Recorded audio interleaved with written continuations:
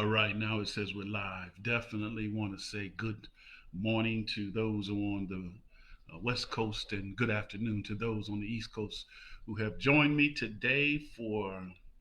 It's been a little while. I've been on a little sabbatical. I've been doing some traveling.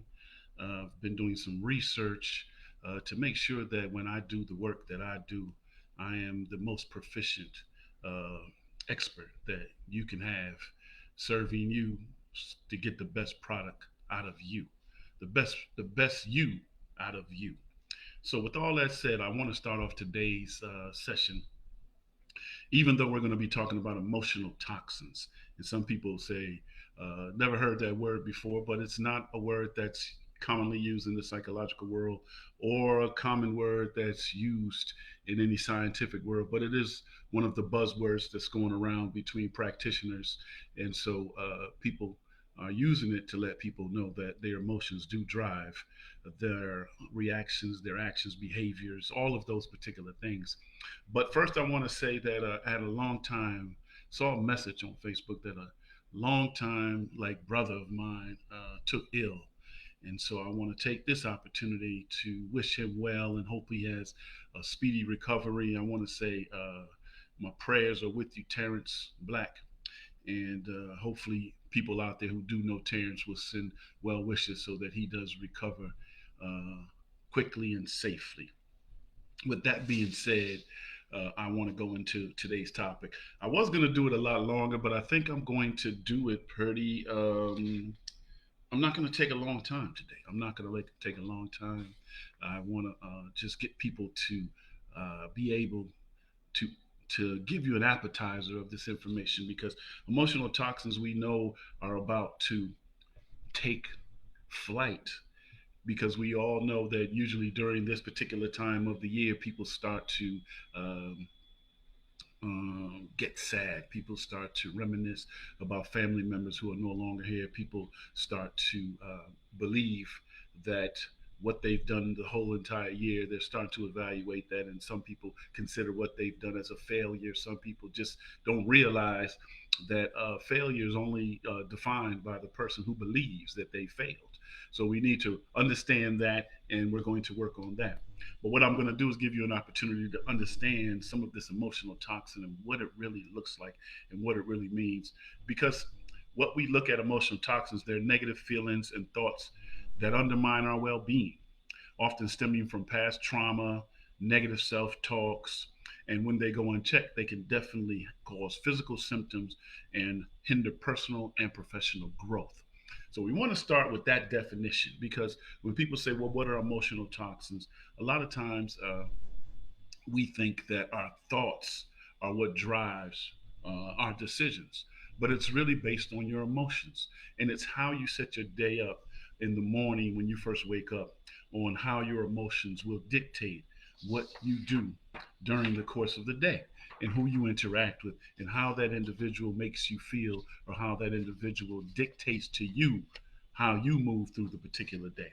So, some of the things that I want to do when I address these emotional toxin topics is I'm not going to hit all of them today. I'm going to hit a few of them.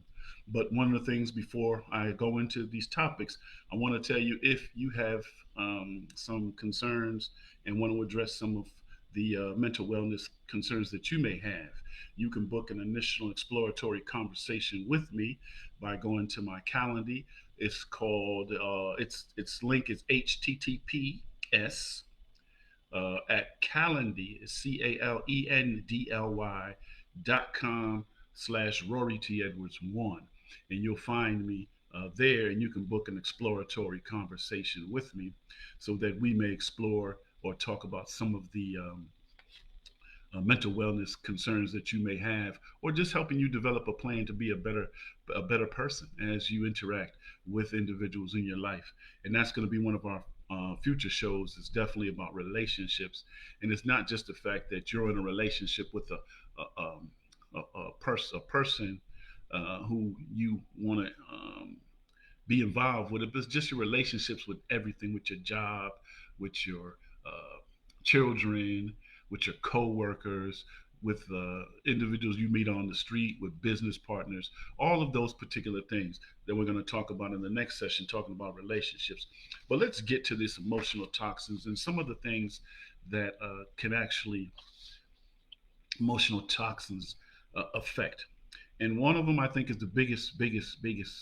Uh, Sandy, how are you, dear? I'm so glad that you chose to join in, and hopefully, we can provide some information that if it doesn't help you as an individual, you can definitely share with some other people. But one of the things that we know is big in our lives is fear. And most people say, well, I don't fear anything. It's not the fact that you fear the physical.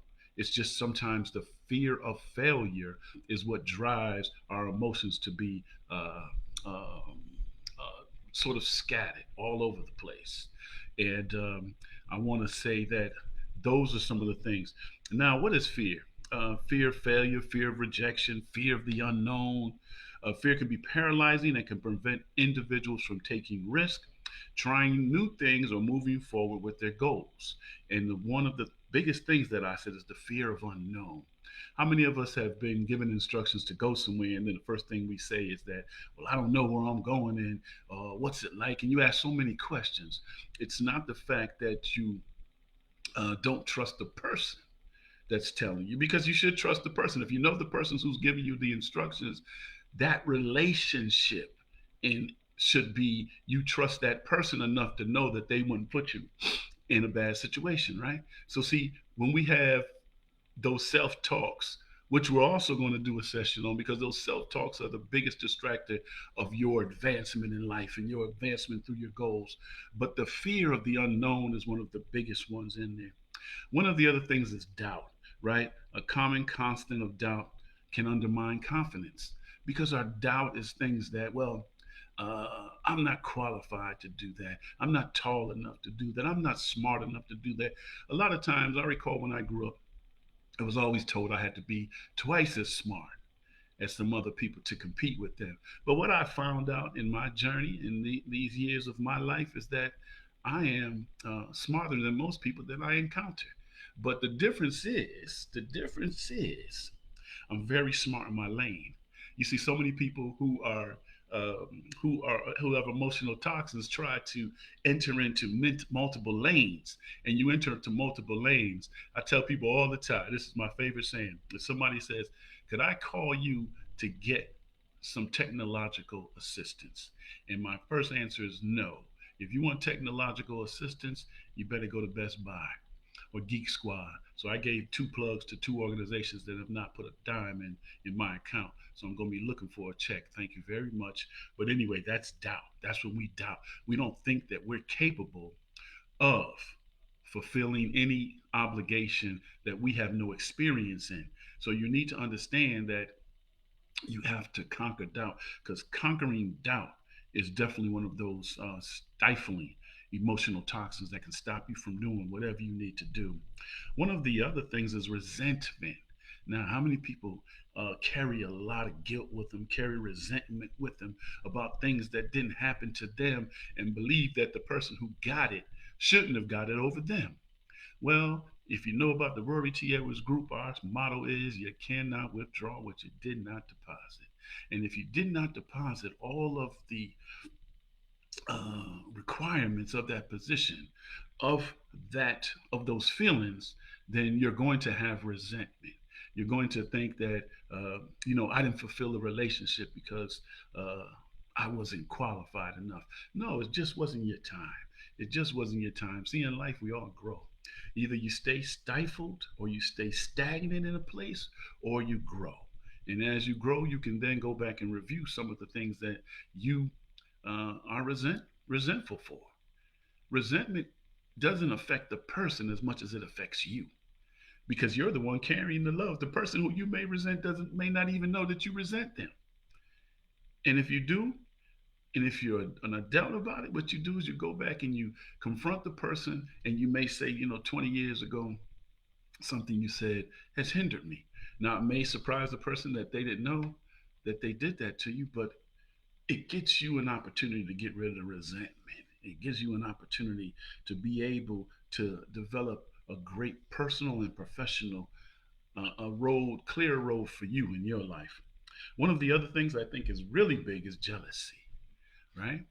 Now we all know what jealousy is. Jealousy uh, is something that affects all of us. We all may say, "Well, I'm not jealous of anything," but how many times have people looked at some individual who had something, and the first thing is those self-talks that I talk about. Those self-talks go into attack mode. The person's not worthy of this in the car. This person's not worthy of this house. How did they get that stuff? How I seen them not doing anything, and how did they get that?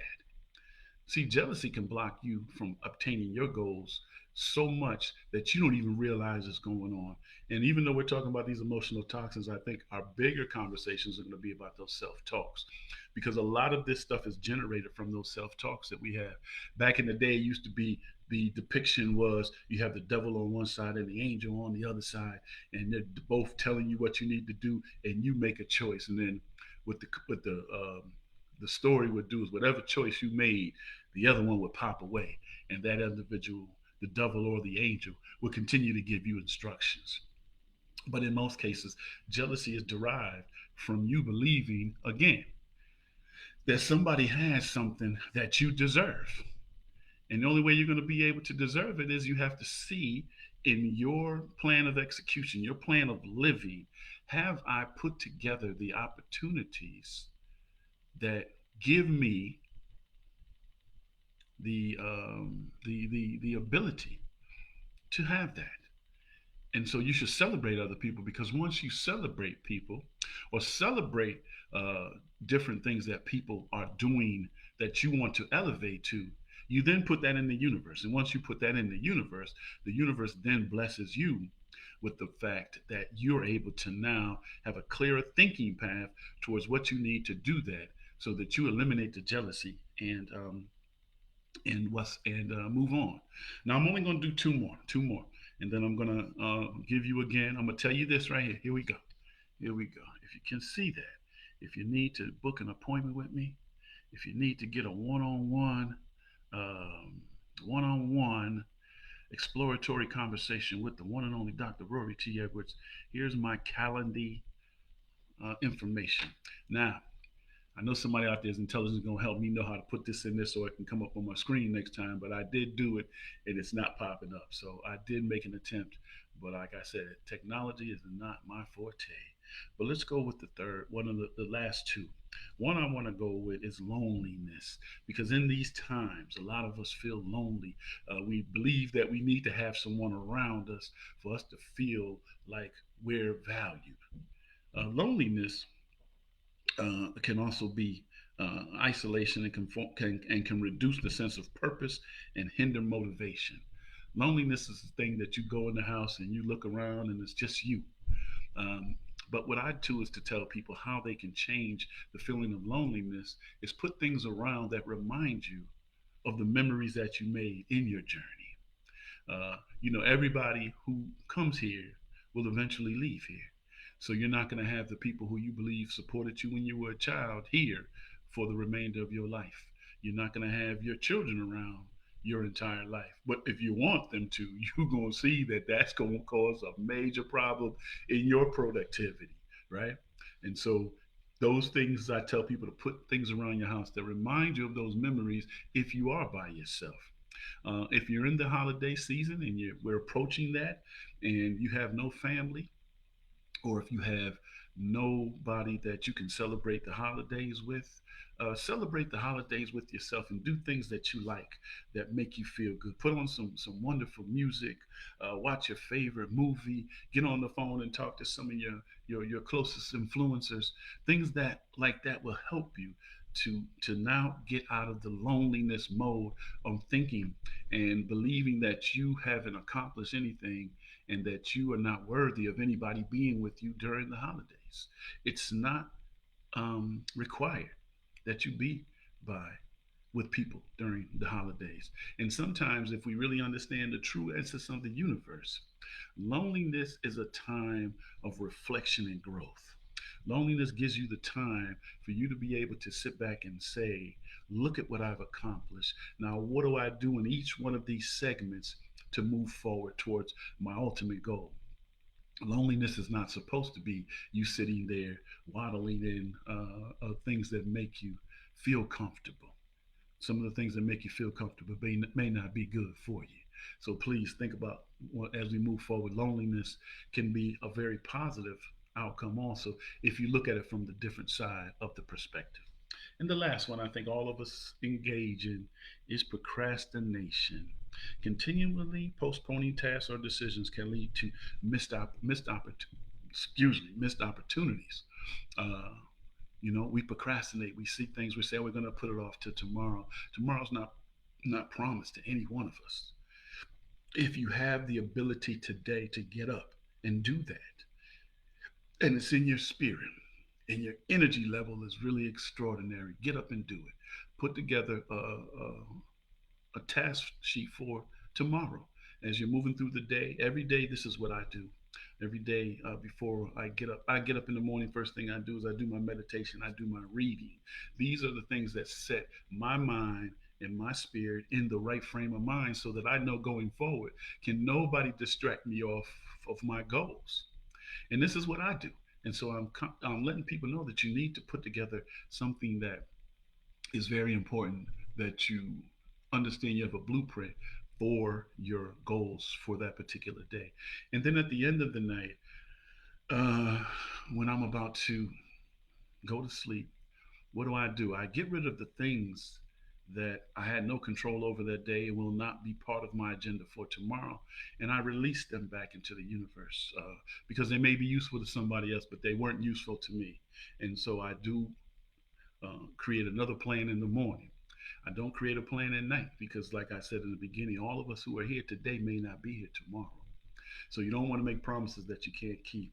But if you wake up in the morning, you can definitely keep those promises and you can fulfill some obligations early in the morning. All right. So those are some of the things that I want to talk to you about emotional toxins. There's a lot more um, side effects that emotional toxins are attached to, but if you definitely want to set up an appointment, you can go to my calendly.com. It's Rory T. Edwards 1, and you can book your exploratory conversation with me. Please, for those who know me, who knew me from many years ago, if you're the same, then you can't call me. But if you grow like I've grown, then uh, you can definitely call me, because this is not about the Rory you may have known 20, 30 years ago. What Rory T. Edwards did is Rory T. Edwards felt and realized that for me to be as effective as the Creator put me on this earth to be, that I needed to grow. And so uh, I will definitely provide some positive and enlightening growth and mental wellness development for you, so that you become the best person that you were put on this earth to be. But if it's not for you, please share it with one of your friends, one of your family members, one of your coworkers, or just somebody you see on the street that you think Rory T. Edwards can help. Because I can't help everybody, but I guarantee you that if you are put in front of me, I will definitely make some changes to the way you think about how you see yourself. That's a guarantee. And that's not a Charles Barkley guarantee. That's a Rory T. Evans guarantee. All right. Thank you very much. I like to say I appreciate those who joined in, those who will watch, and those who will share. And we will look forward to working with you in the future.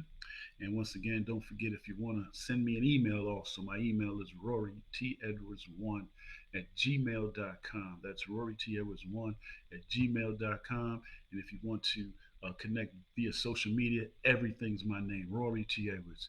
I put everything on my name. It's like that hot sauce commercial. I put that on everything, Rory T. Edwards. You understand? Until the next time we talk, you all be well.